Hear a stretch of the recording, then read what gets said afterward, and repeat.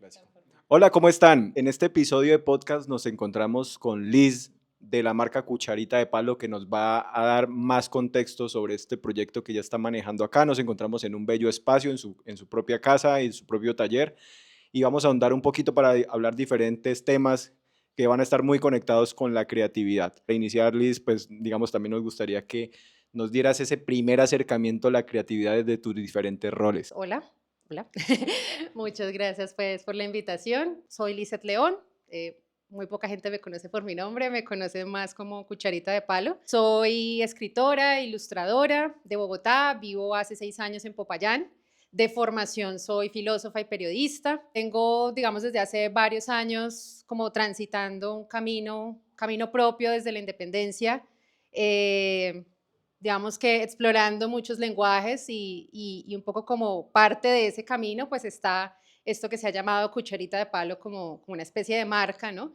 Es, digamos, la parte, digo yo, corporativa, negocio de todo lo que hago y pues también como ese sello o esa impronta por la que la gente me conoce. Y este espacio en el que estamos, además, pues es mi estudio, mi espacio de trabajo, que también se ha convertido en una especie de espacio cultural que está abierto al público en Popayán. La idea de este espacio es que la gente pueda venir y acercarse a los distintos procesos que yo trabajo, sea desde la ilustración, sea desde la escritura, sea desde la gestión cultural, etcétera, y pues que conozca un poquito más como de esa trasescena de lo que hago. Cuéntanos un poco esos diferentes roles en los que te has enmarcado. Por un lado, la parte de escritora, la parte de formación artística, me dices que también ha sido una parte también muy intuitiva, muy diríamos como empírica de tu parte, y los diferentes, bueno, también el rol acá en Popayán, ¿sí? Me gustaría también conocer un poquito, sin embargo, pues digamos en esos diferentes roles en los que te has enmarcado, ¿cómo ha sido ese viaje también en cuanto a la creatividad? ¿Cuál ha sido como esa constante que te ha motivado a desempeñar esos diferentes roles que, digamos, si uno se va al lado académico, dirían, o sea, has dado diferentes como saltos, ¿cierto? Pero yo creo que también esa parte tuya de que te nace, que, o sea, se te nota también en los desarrollos de trabajo que tienes un buen trabajo de dibujo, de formación artística. ¿Nos podrías contar un poquito más? Mi manera de resumir lo que hago ha sido Ujú. como ese camino de la ilustración y de la escritura y sobre todo como esta gestión editorial también. Un camino, el camino que tiene que ver con la escritura y con la editorial, pues estaba muy marcado por mi formación, o sea, yo realmente empecé trabajando freelance en diferentes, como lo que uno llama un todero editorial, ¿no? El que hace corrección de estilo, el que escribe cosas para otros, en fin, y por mucho tiempo me desempeñé en eso, pero siempre como un poquito desubicada, ¿no? Como sintiendo pues que no era propiamente mi lugar y que ya que estábamos hablando de la creatividad, como que no era el espacio en el que yo realmente sentía que estaba explorando como toda esa potencia creativa. Y luego viene la parte de la ilustración que surge, pues, primero de la afición, o sea, yo dibujo desde muy niña, creo que desde que tengo memoria, marcada además por un tema familiar. Yo crecí en una casa llena de oficios de la gráfica. Mi papá tenía un taller de serigrafía en casa, serigrafía clásica, esta impresión manual, pues, con bastidor. Mi papá trabajó muchos años en fotograbado, en litografía. Mi abuelo fue tipógrafo, fue periodista también. Entonces, pues, digamos que es influjo, o sea, yo crecí en la casa con mesa de dibujo gigante, tintas, lápices, viendo a mi papá haciendo diseños a mano cuando no había computador. Entonces, siempre fue como algo que estuvo presente en mi vida, pero que nunca me planteé estudiarlo. Además, yo de niña estudié música, o sea, yo realmente pensé que iba a ser músico. Estudié en el conservatorio, pues, por lo menos hasta los 15, 16 años. Y luego como que me interesó la escritura y torcí el camino hacia ese ámbito, pues, del periodismo y de la filosofía. Pero entonces eso, o sea, como que siempre he tenido esa pulsión y esos múltiples lenguajes. Entonces, como decía, yo dibujo desde siempre. Y como toda aficionada, yo creo que es una cosa que nos pasa muy rara con el dibujo a la mayoría, y es que tenemos unos conflictos con el dibujo que no tenemos con otros lenguajes. O sea, la gente se cohíbe mucho de dibujar, dice todo el tiempo, no, es que yo no dibujo bien, pero no se cohíbe de la misma manera de cantar, de escribir, de hacer otras cosas, ¿no? Entonces yo pasé también por esa etapa, esa crisis de no, yo no dibujo bien, yo para qué insisto por acá. Y mi manera de reconciliarme con el dibujo fue tratar de llevar ejercicios de dibujo diario. Tuve muchos ejercicios fallidos, pero realmente en medio de un viaje logré como reconectar con el dibujo en mi vida. Empecé a llevar bitácoras, diarios de viaje, dibujo, empecé con dibujo arquitectónico en estos viajes. Y de ese proceso empírico, terminé haciendo un ejercicio que fue como muy, muy determinante para mí. Yo creo que dividió mi camino vital y profesional en dos, que fue un ejercicio que llamó Fachadas Bogotanas. Entonces, dentro de esta idea de tener un ejercicio diario de dibujo, yo decidí ir por toda Bogotá 4 meses, eso fue hace exactamente 10 años, en el 2015. En enero del 2015 dije, bueno, yo quiero hacer un ejercicio de dibujo, quiero también que tenga escritura, pero sin la pretensión de que fuera un libro ni nada de esto, ¿no? Sino quiero recorrer la ciudad y voy a dibujar fachadas de casas y pues hice un cronograma mío muy escueto de 4 meses, me iba a mover desde el centro hacia la periferia, lo que conocía, lo que desconocía, etcétera. Y empecé a documentar ese ejercicio en redes, bueno, particularmente en Twitter. Yo he sido como muy activa en redes y en Twitter desde hace muchos años. Tenía allí ya para entonces como una plataforma de seguidores pues importante y empecé a documentar el proceso y mucha gente se empezó a enganchar y me empezaban a invitar a sus barrios y así, oiga, ¿por qué no viene? Y, o sea, me ponía citas con gente que no conocía, como me van a robar el riñón, no sé, pero bueno, era muy bonito porque la gente pues conocía a muchas personas, me decían, ven, te va a llevar por el barrio en el que yo crecí, me contaban la historia de la zona, a esta casa llegó mi familia hace tantos años, bueno, y entonces el proyecto se fue nutriendo también de esas historias de los otros, y ya más o menos como hacia el segundo, tercer mes del ejercicio, las mismas personas en Twitter me dijeron, oiga, está muy chévere lo que está haciendo, ¿por qué no hace un libro con esto? Yo, ¿cómo así? Un libro. Y súbalo además, porque no lo sube a una plataforma, un Kickstarter y se lo ayudamos a financiar. Y yo, ¿qué es eso? Entonces empecé como a mirar, bueno, ¿qué es esto de Kickstarter y el crowdfunding y el financiamiento colectivo y esto cómo se come?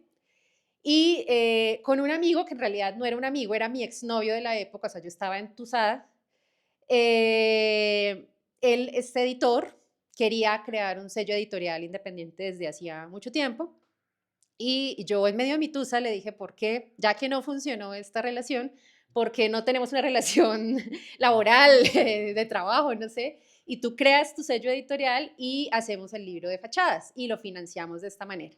Entonces, pues así fue como, digamos, la versión ultra resumida de Bolsillo, como fue tomando forma este libro y se convirtió como en un fenómeno personal, pero también en un fenómeno para mucha gente, ¿no? Era un libro pues que logró financiarse exitosamente de esa manera, es el primer proyecto editorial en Colombia que se hecho netamente en Colombia, que se logra financiar de esta manera, en una época en que no se hablaba de financiación, no existía Baki, por ejemplo. Entonces sí fue muy pionero en eso, un libro en el que no, los roles normales de la creación, ¿no? Como que normalmente en la editorial hay alguien que crea un contenido, escribe un libro o lo ilustra y se lo bota a un editor que es como ese intermediario que le da forma y luego él se lo bota cuando ya está publicado, se lo bota a una distribuidora y la distribuidora se lo bota a la librería y es esa cadena tan grande.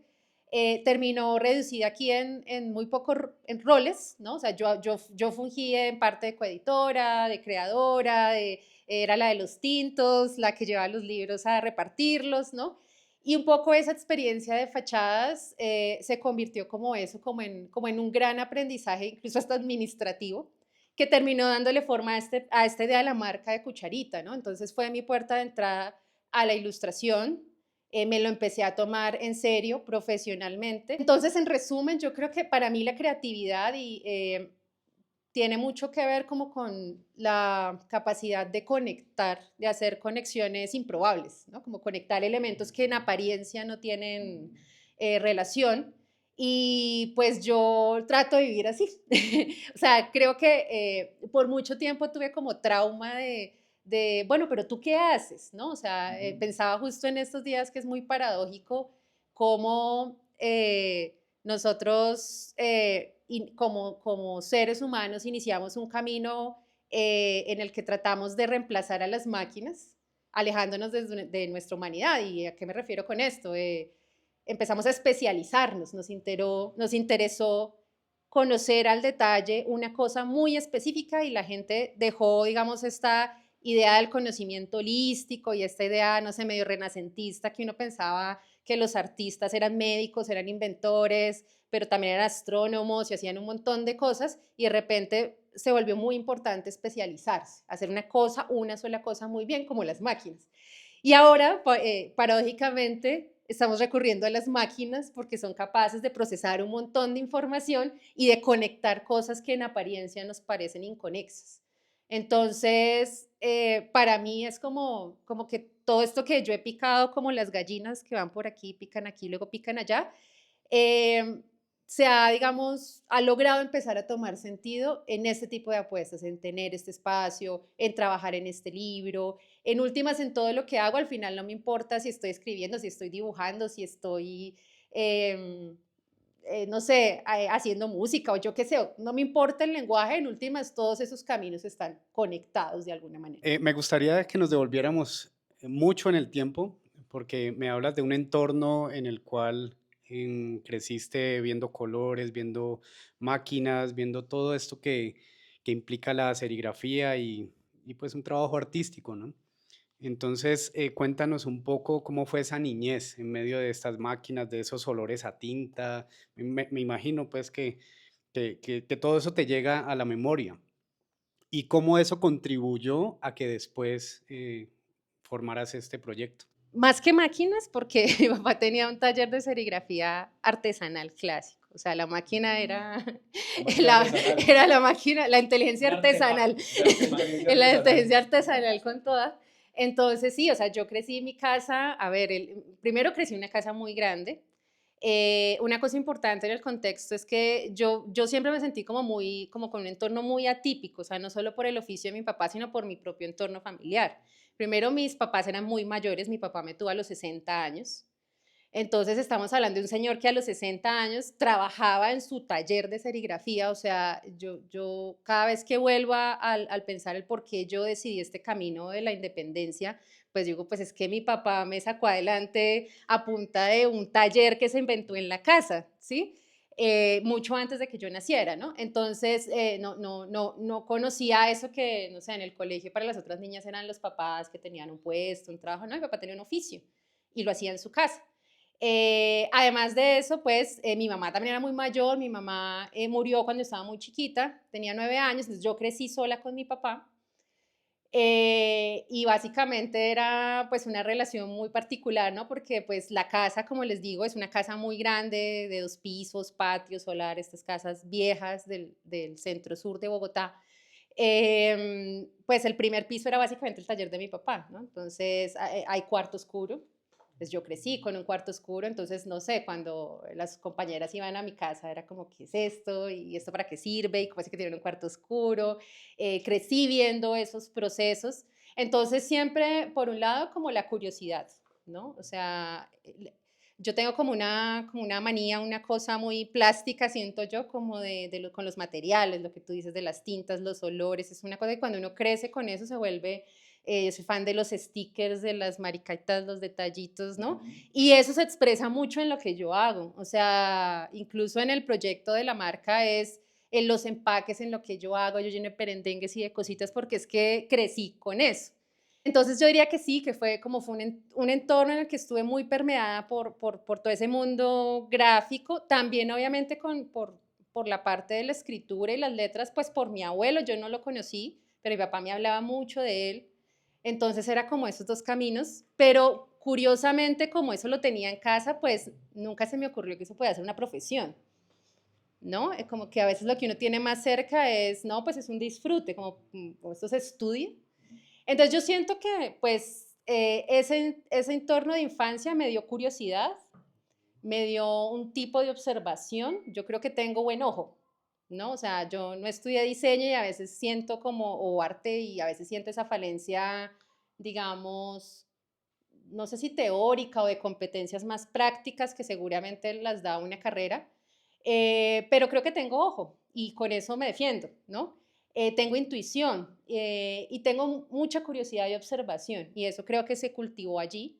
Retomo lo último que dijiste porque mira que concuerdo con el tema de la creatividad, no tanto profesionalizada, sino con lo que uno se inspira constantemente. ¿Qué me motiva? O sea, por ejemplo, hablaste de la intuición y también de la observación y también la curiosidad que uno tiene, ¿no? O sea, ¿qué tal si yo pruebo con este material? ¿Qué tal si yo exploro tal soporte? ¿Qué tal si...? Y se nota esa exploración. Sin embargo, yo tengo una pregunta más hacia este contexto en donde no sé si has visto todas estas inteligencias que están saliendo, bueno, que dibujan un arte. Ujú, De alguna manera yo le doy un prompt y ese prompt se vuelve una orden específica para que la inteligencia artificial llegue a la especificidad de dibujarme una pieza, ¿no? ujú. ¿Tú hiciste una exploración alguna vez digital o siempre estuvo permeado digamos, el tema artesanal, el soporte, la tinta, digamos, el tipo de papel? Yo siempre he tenido como una pulsión por lo análogo, ¿no? No solo pues en la ilustración, en todo. Me gusta el sonido análogo, me gustan los aparatos análogos, ¿sí? La textura. La textura, ¿no? Hace poco incluso, y creo que responde un poco lo que estabas comentando, preguntando, hace como un par de días vi un video de Charly García hablando del vinilo, ¿no? Y me parecía muy bacano porque decía, es que la gente no entiende que el vinilo, lo que hace interesante el vinilo es la fricción, ¿sí? Es que el sonido no es simplemente el contenido de la música, sino la fricción que hace la aguja sobre el vinilo y hay cosas que son imperceptibles en las grabaciones análogas, ¿no? Entonces, por ejemplo, él decía, cuando hay un silencio entre un la y un si, ese silencio no se percibe, digamos, al oído, es una cosa de nada, pero allí en la fricción está presente y eso es lo que le da como gordura a ese sonido. Y eso en una plataforma digital no lo tienes porque te comprime todo el sonido. Entonces, exactamente lo mismo pasa ¿no? Con el dibujo, ¿no? Yo no, digamos, yo sí soy como muy, digamos, nunca he apelado a la inteligencia artificial, pero sí obviamente uso herramientas digitales en la medida de mis competencias, ¿no? O sea, lo que estaba diciendo, yo no soy diseñadora, no manejo, no sé, Illustrator, Photoshop y estas cosas. El iPad se ha convertido en una herramienta, digamos, intermedia, muy al alcance y me parece muy interesante, o las tabletas, sí, las tablets, para dibujar como muy al alcance de como esa vía, eso intermedio, ¿no? Entre lo análogo y lo digital. Y yo lo uso mucho, sobre todo para hacer más prácticas ciertas cosas. Por ejemplo, con las aves, los bocetos, las composiciones, yo las hago en digital porque, pues, claro, para mí es más fácil. También no tiene tiempos de entrega y demás, entonces para mí es mucho más fácil empezar allí, probar, mover, bocetar. Entonces lo hago, se me vuelve práctico y ya luego viene el proceso con la acuarela, que es netamente análogo. A mí lo que más me ha sorprendido del uso de las inteligencias generativas, estas de imágenes, es que a veces el uso, siento que estamos en una fase en la que el uso se usa porque sí, simplemente porque se puede, o sea, no responde a veces a ninguna necesidad. Entonces, por ejemplo, no sé, hace unas semanas cuando murió David Lynch, un centro de artes o algo así en México publicó en Twitter un tweet supuestamente en homenaje a Lynch, con y las imágenes de apoyo eran 4 imágenes generadas por una inteligencia artificial. Y uno dice, pero tienes una biblioteca, o sea, entra a Google y busca la cantidad de obras, además un artista visual, o sea, te aseguro que te demoras mucho menos que haciendo el prompt y pidiéndole a la inteligencia que te genere eso, o sea, lo estás usando de ocio, o sea, lo estás usando porque lo puedes usar y se te da la gana y qué. Entonces, yo lo que siento con esto es que hay como casi que una obsesión como con generar cosas porque sí, como el festín del desperdicio, ¿no? Como generar basura y basura también digital. Y luego también como una obsesión con el resultado final, ¿no? Con que todo se vea de cierta manera, tenga cierta factura. Y una cosa que ha sido muy bonita, y por ejemplo en mi caso con el camino empírico, en el dibujo, en la pintura, en la acuarela sobre todo, pues es la posibilidad del errar. Y eso que tú estás diciendo es que es más duro porque desperdicio papel, pues para uno es, no, no puedo desperdiciar el papel. ¿Qué me invento para trabajar con el error? Entonces, por ejemplo, las fachadas, yo no hacía boceto a lápiz. O sea, yo lo que hacía era tomar fotos de fachadas, tin, tin, tin, y luego hacía unas en un café por las tardes, me iba, seleccionaba la que iba a dibujar y con el bolígrafo directamente hacía el dibujo. Y si la cagué, pues mire a ver cómo lo soluciona, cómo lo disfraza. Y había un momento en que ya era como que ya esto no se puede arreglar, vuelva a empezar. Pero es muy chévere como tener a veces esas camisas de fuerza de jugar con el error, con la acuarela ha sido igual. A veces uno se da cuenta que incluso desde el aprendizaje académico, teórico, a veces la gente se llena de un montón como de normas, prejuicios sobre la práctica, sobre los materiales, como mucha gente llega a los talleres y me dice, es que a mí me dijeron que en la acuarela no se puede borrar. Yo, ¿cómo así que no se puede borrar? Sí, que si me equivoco ya, nada que hacer. Y yo, no, pero sí se puede. Y entonces ve cosas muy pendejas, además que yo descubrí empíricamente. O sea, no es que yo vi un tutorial y no. Yo un día pintando dije, ay, pucha, la cagué acá. ¿Qué pasa si pongo este pincel con un poquito de agua y hago esto y luego le paso un pañito acá? Ay, ve. Y resulta que me pasó un día pintando un lorito me empezó a pasar que me equivocaba constantemente en la carga de agua y en el ejercicio de borrar y borrar y borrar. Logré dar con una textura de un ala que me parecía dificilísima de lograr y es como, ay, así se puede hacer. ¿Sí? Y luego era una gran sorpresa cuando, no sé, estaba en Instagram, en redes y veía un video de alguien haciendo eso diciendo, este paso se llama así. Y yo, ¿cómo así? Eso tiene lo que yo hice sí existe y se llama así. No, esto se llama húmedo sobre húmedo. Lo denominaron así. Lo denominaron. Y yo como, o sea, esto tiene un acervo, digamos, técnico, ¿no? Entonces, eso ha sido muy interesante, como que sí siento que el conectarse con, con el dibujo en crudo, con la pintura en crudo, con los materiales, nos da otros caminos de exploración que sin duda alguna una inteligencia artificial o una herramienta, igual las herramientas digitales dan otros caminos y es válido, pero sí creo que esas limitantes, como esas camisas de fuerza, sí son un disparador de creatividad. Y yo pienso, por ejemplo, que el dibujo no solo el dibujo análogo, el dibujo digital también, pero el dibujo en general para mí es una máquina de pensamiento. Uno dibuja y le empiezan a florecer las ideas, ¿no? Voy a hacer dos preguntas en una. Entonces, la primera es, ¿qué películas o qué autores son los que te mueven a ti o los que más te gustan o los que hacen parte de tu vida cotidiana o que te hayan marcado pues de alguna forma? Y después de eso, ¿cómo es el proceso de ideación y creación en una pieza que tú quieras iniciar un día? Yo consumo mucha mala televisión. Me parece fantástico para todo. O sea, para aprender lo que no funciona y lo que eventualmente funciona y aprender cómo piensa. Todo. O sea, yo disfruto mucho de verdad ver muy mala televisión. Y me puedo quedar, yo me castigo, digo yo, más me acuesto muy tarde, entonces me castigo las novelas de madrugada de RCN, de Caracol y todas estas vainas y porque son absurdas. La Rosa de Guadalupe me encanta. Entonces, en eso también malo, en ese tipo de contenido perverso, digo yo, mal hecho, hay un encanto también, como también no todo tiene que ser inspiración elevada, digo yo.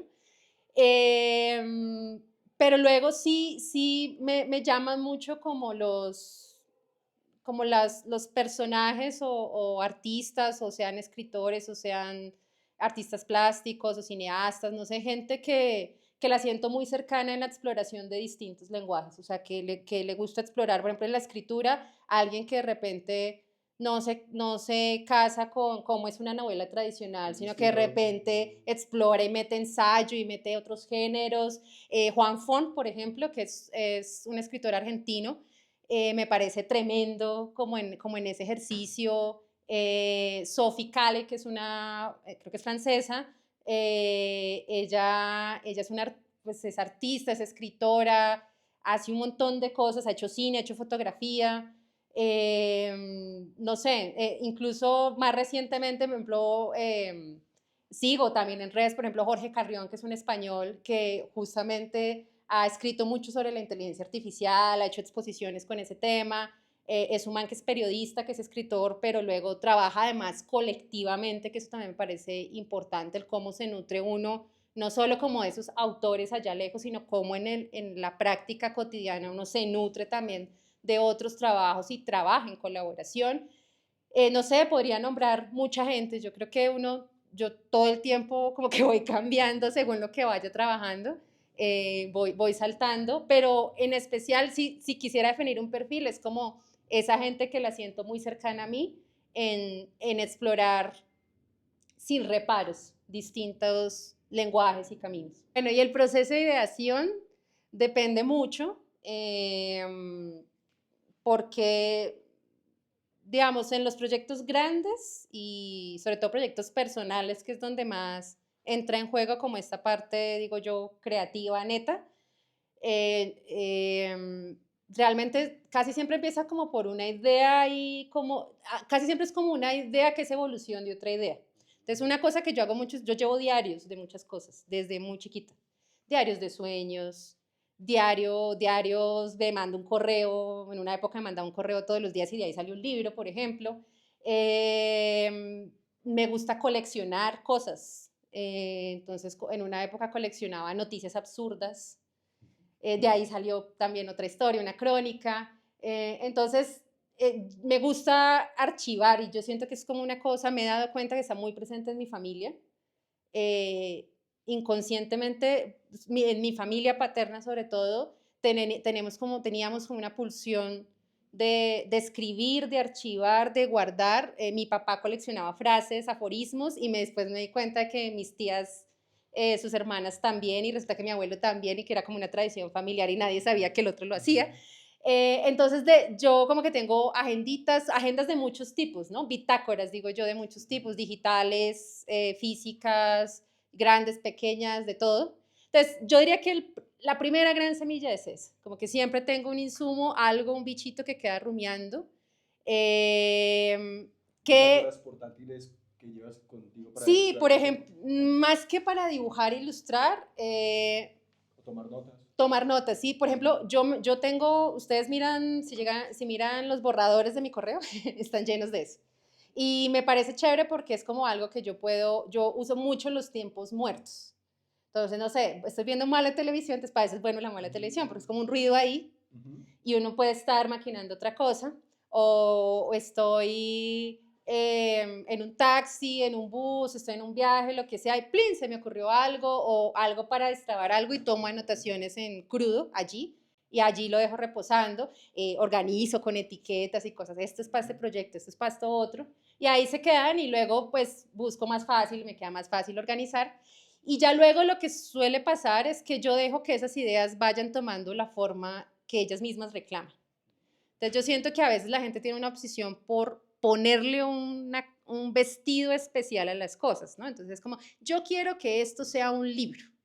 Y es como, pero esto sí da para hacer un libro. Yo quiero que esto sea un cuadro, que sea un performance, que sea, yo qué sé, un producto, ¿sí?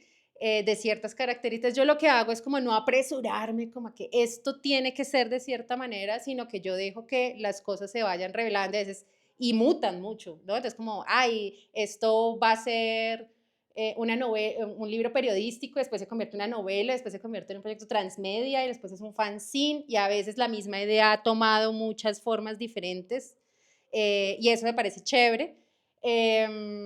Entonces lo que hago es eso y cuando ya voy teniendo como intuiciones de que va a ser algo, sí empiezo ya, para mí es muy importante hacer más que planear. Yo planeo muy poco y es paradójico porque todo el tiempo estoy pensando y, o sea, sí estoy planeando, pero no es como que primero voy a planear y luego, no, yo planeo y ejecuto mucho, entonces ¿qué pasa si pruebo este material? ¿Qué pasa si hago esto? ¿Qué pasa? Y ahí es como, no, esto no me funcionó, trin, retrocedamos, o paso esto súper interesante con esto que estoy haciendo, y creo que en esa materialidad uno termina hallando eso que digo, como cuál es la forma que deben tomar esas ideas. Bueno, nos hablaste que en Bogotá fue tu crecimiento, parte de tu formación de tu infancia fue también que tu familia también venía trabajando con el tema de la serigrafía, digamos, con el arte ya físico. Y me gustaría que nos explicaras el proceso de cómo llegaste a Popayán, cómo fue encontrarte con esta ciudad, si conectaste también con esta área artística desde acá o ya traías este aprendizaje acá. No sé, me gustaría saber cómo fue este proceso. Bueno, no, yo llegué a Popayán hace 6 años porque a mi novio Mauricio le ofrecieron un trabajo acá. Él es de Cali, pero llevaba muchos años viviendo en Bogotá y yo llevaba tiempo queriéndome ir de Bogotá. Yo, antes de esta experiencia de terminar aquí en Popayán, había vivido fui como una especie de campesina hipster, digo yo. Viví en una casa en la montaña, en un municipio cercano a Bogotá. Entonces era como la experiencia, o sea, Popayán es como el intermedio entre Bogotá y esa experiencia en la montaña, ¿sí? Entonces yo venía así pues de la ermitaña, ya que yo salir cada 8 días, escasamente llegaba el internet y estas cosas. Y entonces digo, bueno, no, esa no es mi vida, no, no, no, tampoco. Muy drástico Muy el cambio. drástico el cambio, sí, pero sí quiero irme a Bogotá y entre otras cosas porque estaba trabajando en un libro, en una novela que todavía está ahí, pues es una cosa, una historia muy personal, tiene que ver con la muerte de mi hermano y era una historia que la investigación, pues el proceso de investigar la historia tenía que ver mucho, estaba muy atado a Bogotá, los hechos ocurrieron en Bogotá, pues fue una muerte trágica, entonces necesitaba tomar distancia para poder escribir, porque es que era como que si yo sigo viviendo en Bogotá, nunca voy a cerrar esta investigación y necesito parar acá y decir, bueno, ya lo que fue, voy a escribir. Entonces Mauro me dice, bueno, me ofrecieron un trabajo en Popayán. Yo había conocido Popayán unos 10 años atrás en una Semana Santa. Luego descubrí que me habían tumbado, que Popayán no tenía nada que ver con lo que era en Semana Santa. Y entonces dije, bueno, pues vamos. Que eso también es súper curioso, además, porque mi abuelo tal vivió aquí en el Cauca en la década del 40. Entonces, es un azar así, como que bueno, seguramente estaba en mi destino, puedes terminar acá. Y bueno, llegamos. Y en principio, pues nos pareció chévere, nos pareció un lugar con un tamaño ideal, con mucha calidad de vida en el sentido de voy caminando a todo lado, es posible, es muy económica. Sí, es posible como sostener muchas apuestas acá, la posibilidad del encuentro también. En Bogotá uno no se encuentra con nadie, es como que todo es muy rápido, es como sí, sí, chao, chao, no nos podemos ver. Paradójicamente en Bogotá hay muchísima oferta cultural y cosas, la gente a veces me dice, pero usted bogotana, ¿qué hace en Popayán? ¿No se aburre? Mi papá intentamos en algún momento que vieran en Popayán y duró 3 meses y salió corriendo que porque le pareció una ciudad para pensionados. Entonces claro, uno puede pensar que es paradójico cómo alguien que viene de ese ritmo de tanta actividad le puede gustar Popayán, pero pues Bogotá tiene eso de que hay tanta oferta que no puedes ir a nada, ¿sí? Y Popayán es como una tabula rasa también, que eso es muy interesante, como que está todo por hacer. Y llega la pandemia y además la pandemia nos trató muy mal. O sea, nosotros fuimos pacientes triple ceros de COVID, de la cepa del alcalde, la cepa del pollo, el COVID del abrazo del pollo. Entonces, nosotros empezamos a tener síntomas de COVID desde antes de que declararan la cuarentena.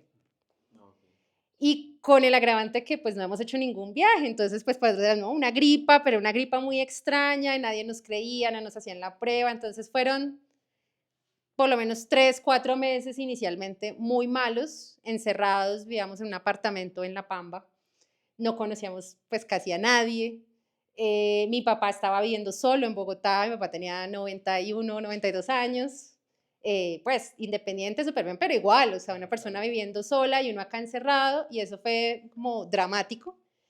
Y resulta que cuando el COVID, como a los 3 o 4 meses, me empezó a soltar de por los laditos, porque yo duré muy enferma muchos meses, tenía unos dibujos, unos originales, unos dibujos de ciudades sobre todo, guardados, y yo dije, bueno, pues voy a hacer una venta de fin del mundo. El mundo se va a acabar, pues voy a vender esto. Entonces lo anuncié en Instagram, como, bueno, muchachos, se acabó el mundo, es oportunidad. Voy a vender esto, a rematar esto que hay acá, y vendí todo en un día. Y fue como, ok, qué interesante. Todo iba a ser fin del mundo. Como que, bueno, entonces de allí surgió, yo ya venía trabajando de tiempo atrás estas ediciones de las serigrafías con mi papá, que eran, yo hacía dibujos de ciudades y después hacíamos reproducciones en serigrafía, eran ediciones pequeñas, limitadas, ¿sí? pero como les digo, era una cosa muy ocasional. Veo muchos pajaritos en cuadros, entonces me gustaría que nos contaras cómo fue eso, cómo empezaste a pintar pájaros. Que la gente empezó a preguntar, oye, ¿no haces pajaritos por encargo? ¿Aves por encargo? Y yo estaba muy recién empezando, o sea, yo había empezado a hacer aves en acuarela como al año siguiente de fachadas, en el 2016, no tan constante, o sea, tuve una, como que fui, volví entre pintar todos los días y dejarlo un buen tiempo. Y entonces en pandemia volví a hacerlo y yo dije, bueno, pues me va a volver la máquina de hacer pájaros. Y era, yo estaba el papel acuarela de la papelería central y las acuarelas, pues las que tenía no profesionales. Y bueno, ahí empecé a hacer en esa época, pues yo me demoraba, no sé, una hora haciendo un ave, ahora me demoro una semana haciendo uno, ¿no? El salto de escala ha sido increíble. La idea de los estudios de arte, la primera vez que yo vi esto de los estudios de arte fue a propósito, hablando de creatividad, hay una serie en Netflix, que ahorita se me escapa el nombre. Sí, exactamente. El primer capítulo de la serie, que es de Christopher Neiman, que es del New Yorker, creo. Exacto, exacto, el ilustrador. Él tiene su estudio de arte y me acuerdo mucho una imagen que me parecía maravillosa y era el man llegaba a su espacio de trabajo, subía una persiana y se sentaba en su escritorio a dibujar y pasaba la gente y lo veía cómo estaba dibujando. O sea, esto está buenísimo, yo quiero hacer esto. Y empecé a explorar y me di cuenta que existía esta figura de los estudios de arte que no entiendo por qué en Colombia, ni siquiera en Bogotá, o sea, claro, está la idea del taller, sobre todo para la gente que trabaja con oficios, pero el estudio de arte como tal no es tan conocido ese formato, ¿sí? En ese tipo de espacio. Como que el artista encerrado en sus Sí, es cosas. como que él está allá y yo te presento la obra final y yo he sido siempre muy de mostrar los procesos de en crudo, de aquí me equivoqué, yo guardo todo lo que, no desecho nada, yo guardo, lo muestro. Entonces me gusta siempre abrir los procesos y por eso esa imagen de que la gente pasara por ahí, viera a este man pintar y trabajar, hoy estoy tomando fotos, hoy estoy haciendo eso, me parecía muy fascinante. Y dije, yo quiero eso en ese espacio. Alguna vez vino una editorial bogotana independiente que estaba haciendo gira con sus autores y me dijeron, oye, es que no tenemos dónde presentar los libros en Popayán, porque pues en Popayán no hay librerías, las Paulinas. Entonces, ¿será que lo podemos hacer en tu espacio? Y yo, pues sí, aquí nos inventamos algo. Entonces, cada vez que alguien venía, dejaba sus cosas. Mira, te dejo estos libros para que los vendas. Mira, te dejo. Y yo empecé a proyectos amigos, cosas que me gusten de otras personas. Oye, ¿no te gustaría que vendiéramos, tuviéramos en distribución cosas en el estudio? Porque me parece también importante que Popayán, digamos, es muy paradójico que tenga una gran facultad de diseño, una gran facultad de arte en la Unicauca, pero no solo la Unicauca, hay otros colectivos, lugares de aprendizaje, etcétera. Siento que hay muchísimo talento y sin embargo hay muy poca, no me gusta usar la palabra producción, pero materialización de cosas y poca circulación además, ¿sí? Y espacios para circular que no sean los tradicionales, una feria o, ¿sí? Espacios en los que lo que puede suceder también es muy limitado. Y entonces yo, digamos que me parecía chévere como que este espacio se pudiera como apalancar con otros espacios que ya hay, empezar a generar circuito y empezar a mover y que la gente en la medida que ve cosas se alimenta de esas y le da ganas de hacer también. Lo último, lo que estabas hablando, porque hay una facultad de diseño, hay una facultad de artes y hay también colectivos. Yo conozco a las chicas de Aquelarre, que es como una parte de ilustración, otra parte editorial. Hay un taller que se llama Casa Tinta, no, Sirirí. Sirirí, claro. Sirirí. Bueno, hay estos colectivos. ¿Has tenido, digamos, alguna co-creación con ellos? ¿Algún espacio que se haya presentado? ¿O cómo has visto ese tema de los colectivos que hay acá? Porque también, digamos, algo que yo he notado, de pronto es como que esos grupos o esos equipos de trabajo trabajan de manera independiente, pero no tienen esa articulación con otros colectivos que yo diría que eso sumaría fuerzas. Y otra cosa que yo he visto es que en Popayán, digamos, la muestra de diseño, la muestra artística solo la veo en Semana Santa, o sea, como la cumbre pues de las exposiciones, pero no hay lo que tú decías, como unos espacios que se siguieran alimentando y que fueran no solamente un año, ¿no? Sino, no sé, cada mes, cada fin de semana, espacios que se siga reviviendo, ¿sí? Hay otro colectivo, no sé si es Casa Tinta, pero que es como un colectivo de ilustradores que se mueve por la ciudad, dibujando también la ciudad, que se Dibujando parchan en un Popayán. sitio, ajá. Entonces, yo conocí uno en Bogotá que llamaba Bogotá Ilustrada. Yo tuve la oportunidad de ir 2 veces, me pareció genial porque pues la vez que yo fui estaban pintando a una modelo, ¿sí? Desde diferentes puntos, yo me metí ahí porque era un amigo de diseño industrial que me invitó y me pareció genial. Entonces quería preguntarte esto trasladado a la ciudad, ¿qué opinas de estos grupos, ¿no? De estos colectivos también que están haciendo un espacio, pero pues de pronto creería yo que hace falta esa articulación? Grupos hay. Hay experiencias, hemos trabajado en cosas de la mano con otras personas. Yo admiro muchísimo, por ejemplo, el trabajo de Sirirí, parece increíble. Me da culpa, no conozco la casa, no he ido. Voy a ir el próximo viernes, tengo de hecho ya la cita ahí apuntada. Sí, ellos hacen silografía, grabado, pero también han hecho serigrafía, hacen cerámica, bueno, tienen mil cosas, pero he visto el trabajo que ellos hacen, la gestión, la pela que se dan, pues, como se dice coloquialmente, y admiro muchísimo ese trabajo. Con ellos hemos coincidido en otras iniciativas, intentamos tener un grupo que se llama Otro Cuento y que surgía como de alguna manera con la intención de preguntarnos y pensarnos por lo que pasa en el marco de la Feria del Libro de Popayán. Surgen cosas, pero surgen cosas que son como ese chispazo, como que por aquí sale, y esto es muy, yo siento que es muy cultural de Popayán. Y no solo cultural, o sea, cuando yo decía que Popayán es el Triángulo de las Bermudas, aquí queda, es real.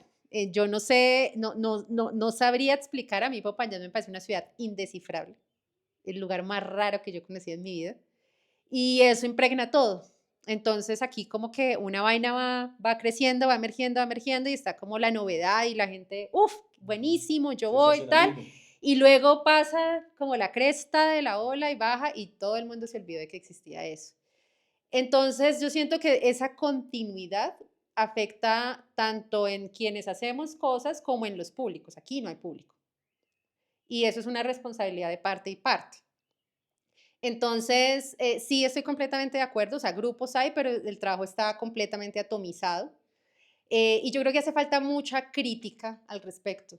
Como yo lo he intentado y sé que hay otras personas que lo han intentado hacer circuito. A mí el circuito me parece clave. O sea, circuito es esto, como esa articulación, como de tú tienes un espacio, o sea, para nosotros, por ejemplo, hacer cada evento, pues era muy desgastante porque pues somos 2 personas transformando nuestra casa para cada evento, ¿no? Y luego en algún punto era como, nos está yendo bien, la gente está viniendo, pero queremos recuperar la sala de la casa.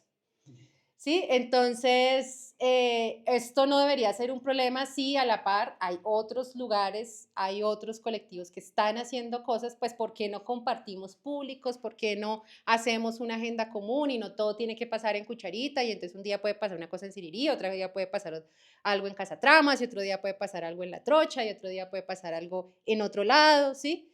Y ha sido muy difícil, es como que hay una cosa yo diría que cultural, como una mezcla entre el polo más conservador y tradicionalista de la ciudad, pero también como cierta, ¿Iniciativa? no sé, como que yo digo que también aquí en general, culturalmente, la gente también se resguarda, ¿no? A veces se cierra por protección, ¿no? Como no quiero que foráneos, otras personas entren y es válido, pero llega un punto en que cuando eso permea tanto se convierte en una dificultad para trabajar. Listo, Liz. Todos nuestros invitados sacan un papelito y en ese papelito hay una definición de creatividad desde el punto de vista de alguien. Entonces, nos gustaría que sacaras la definición, la leyeras y nos contaras qué opinas. Creatividad como experimentación. Doc Brown, Volver al futuro. Doc Brown, el inventor de Volver al futuro, representa la creatividad como un proceso de experimentación audaz, donde las ideas más locas pueden llevar a descubrimientos revolucionarios. Bueno, amigos, de esto hemos hablado todo el día. En resumen. Sí, en resumen, aquí está.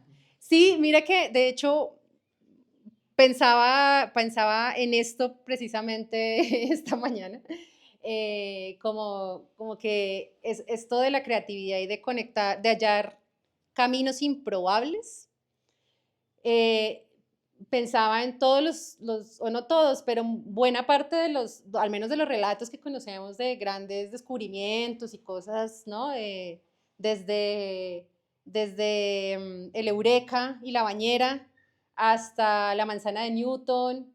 Son cosas que pues como que no suceden dentro del espacio de trabajo propiamente, o dentro de un laboratorio, cuando la persona está supuestamente en su campo de especialidad indagando, sino que surgen de un momento a veces del absurdo, ¿no? De la cotidianidad pasó algo y ese algo de repente llamó mi atención y descubrí algo.